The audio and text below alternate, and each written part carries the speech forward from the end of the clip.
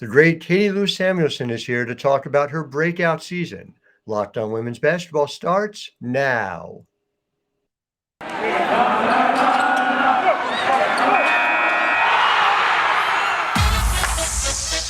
You are Locked On Women's Basketball, your daily podcast on women's basketball. Part of the Locked On Podcast Network, your team every day.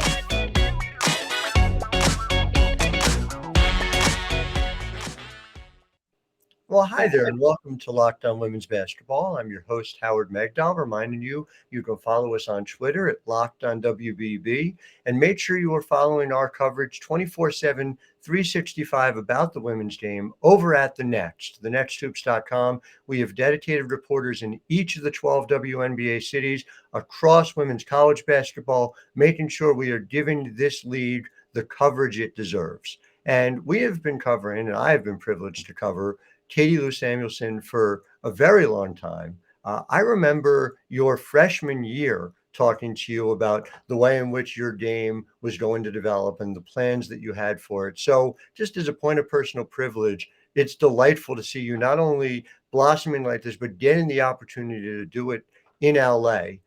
For you, though, to get to this point, I felt like you've understood the player you could be in this league throughout.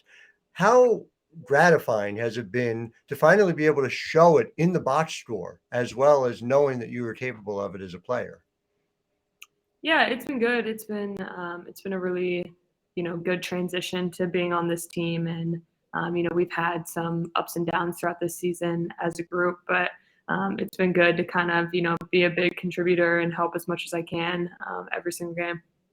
I want to point out, and if you'll bear with me, I always like to throw these numbers out there. It's worth noting not just that you're shooting 38.4% from three so far this season, but you're doing it in the starting lineup nearly 30 minutes a game and 5 3-point attempts per game. So the way in which that stretches the floor for this Sparks team is evident in all the plus minus numbers and the lineup numbers as well. I guess I just wonder, coming into this year, were defenses slacking off of you, or was there an understanding coming in that you were this kind of shooter? I think since I've gotten the league, people have known that I'm a shooter, and I think, when I sub in or I'm on the court, I can hear every offense, every coach over there like, it's a shooter's over here. And so that's kind of been understood. And even if, coming into this year, my numbers haven't necessarily shown how much I feel like I can shoot the ball, I think it's been kind of an understanding of that. And so being able to space the floor is something that I really do well, because you have to take note in some way or another. And I think even right now, I feel like I'm in a little bit of a shooting slump. So I'm hoping to break out of that because I feel like leading up to this past week, I was shooting a lot better. But, I just think that I've been able to do that by also expanding more in my game in terms of attacking the basket and cutting in the right moments. I will say, may we all slump all the way to 38.4% from three, but leaving that out of it for the moment, just the amount of times you are shooting, not just around the basket, but, the mid-range as well. You're succeeding there. You're north of 60% from 0 to 3 and right around the hoop. How much of that is the opportunities within the Sparks offense? The fact that there's other focuses around the rim, playing on in a lineup, obviously with Neko, with Shanae, and how much of that is just a focus for you personally of making that a more significant part of your game?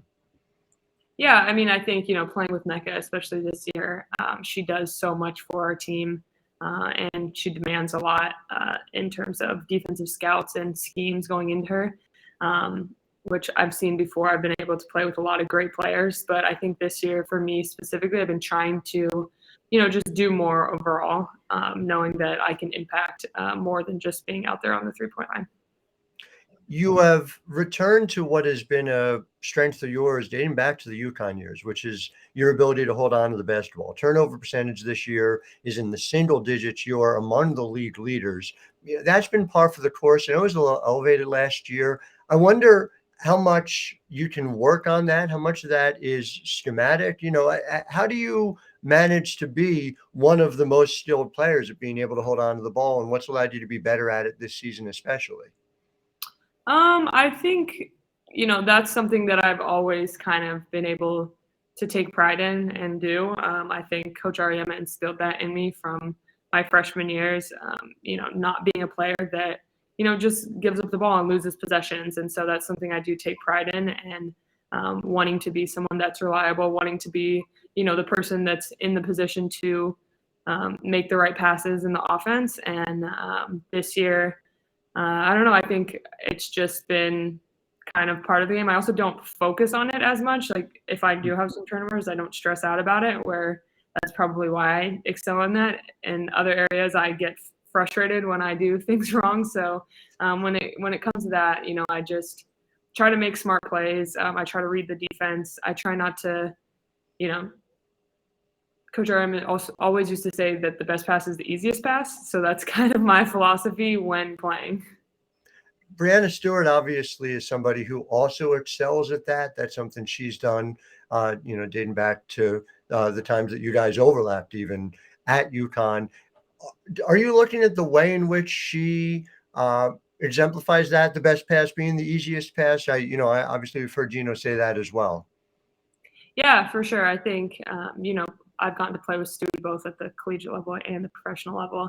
Mm-hmm. And, just the way she impacts the game, I think offenses, when she plays like that at the 4, that's, the offense is basically run through her after the point guard. The 4 kind of always touches the ball.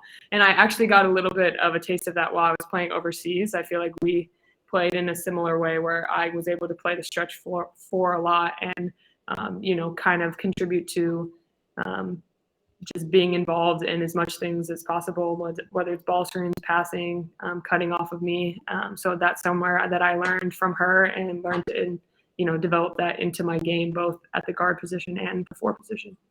It's interesting to me, so you've just turned 25 years old. You've been with 4 different teams in your 4 years in the WNBA. Obviously, to kind of find your sense of self and to be grounded, it has to be internal as much as it is finding continuity within your team structure, right? Like, how do you go about thinking about things in those ways? And how do you manage to stay emotionally grounded in the work as you develop as a player?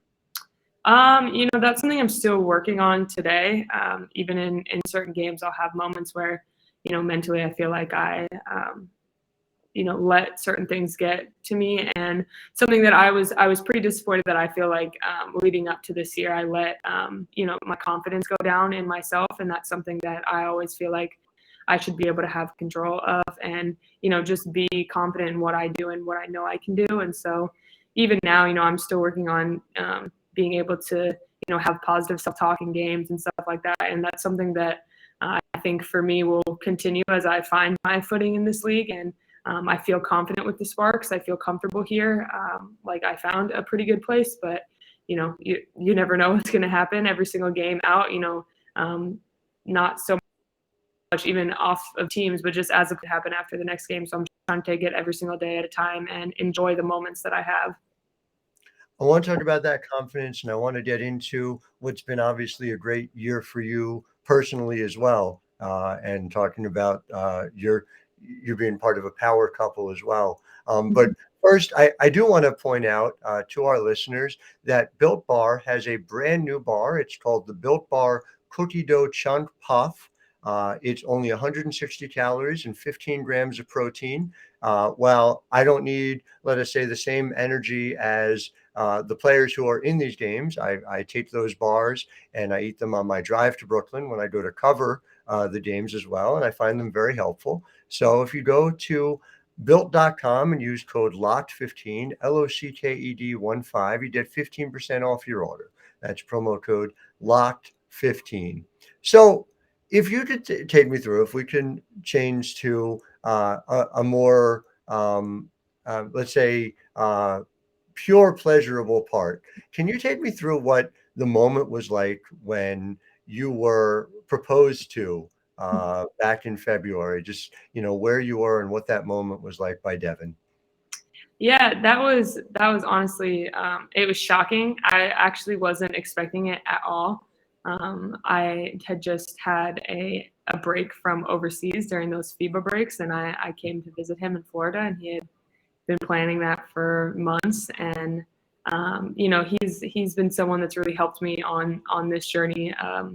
Just having that support and someone to really lift me up whenever I'm feeling down. It's been amazing, and having someone that really relates to me and is going through a similar journey at the same time has been very special, and something people don't always get to experience. So it's been awesome.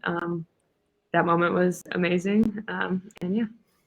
It's interesting to me, and there are obviously a lot of overlaps with your game. Obviously, he's a prolific three-point shooter as well. Trying to find his place in the league. Is that just, are you sending kind of affirmations to one another? There's obviously, ball recognized ball, and so I'm sure that obviously plays a part in it. But how helpful has that been as you've been trying to find your place here and trying to, again, sort of find that internal grounded confidence?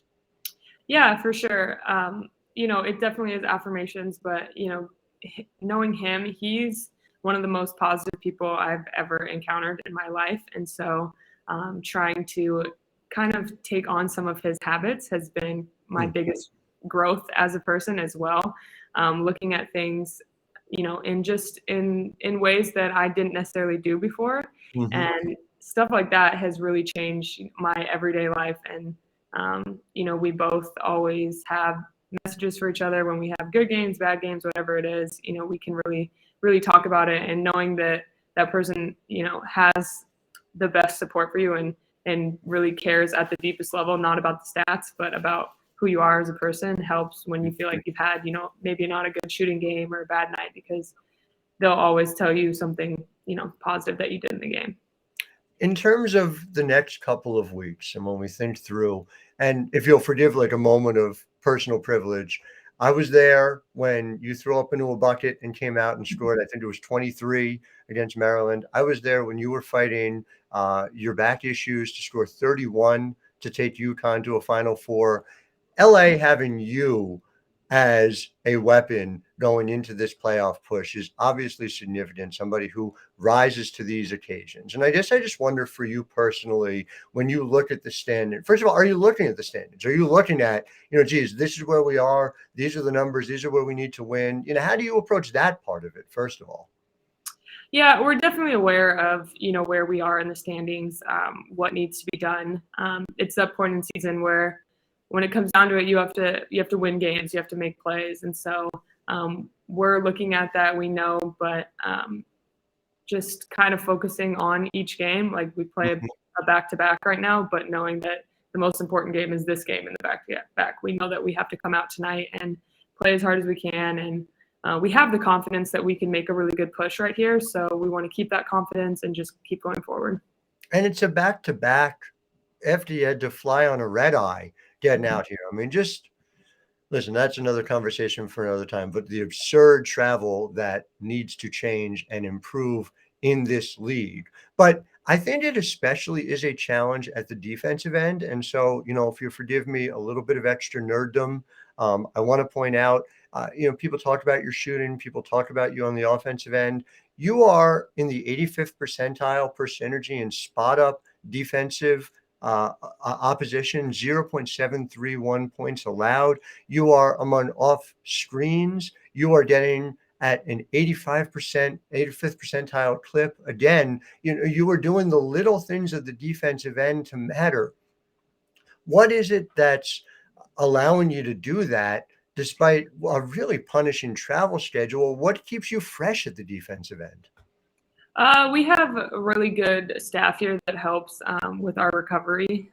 We've had many late nights trying to, do recovery, get massages going, do as much as we can to help physically that part. But, defense for me lately, I feel like it's been a lot more mental in general. I feel like, I tend to guard people that aren't necessarily similar to my build. And so understanding that there might be people quicker than me and knowing what their tendencies are, I've been really, really focused on player scouts this year and knowing who I'm guarding. And I think that's helped tremendously in terms of being able to, be a consistent defender and being someone that's really reliable for our team. Well, and like I said up top, I'm delighted to see it, and I'm really glad to see you finding your place. I just want to thank our listeners for listening and making us your first listen every single day. Second listen, we recommend Locked On NBA. And Katie Lou, I just want to make sure that's the right order to do it, right? We're following Devin's career, and that's fine. Second, as long as people are listening to Locked On Women's Basketball first, right? That works for you? Yes, that works. Excellent to hear. Well, thank you all very much. We're going to have other Sparks players. I'll tease to that. We're going to have our beat reporters covering the Storm, the Sparks as well over the course of the remainder of this week. Kaylu, I'll see you at the arena later on. All the best to you. Thank you.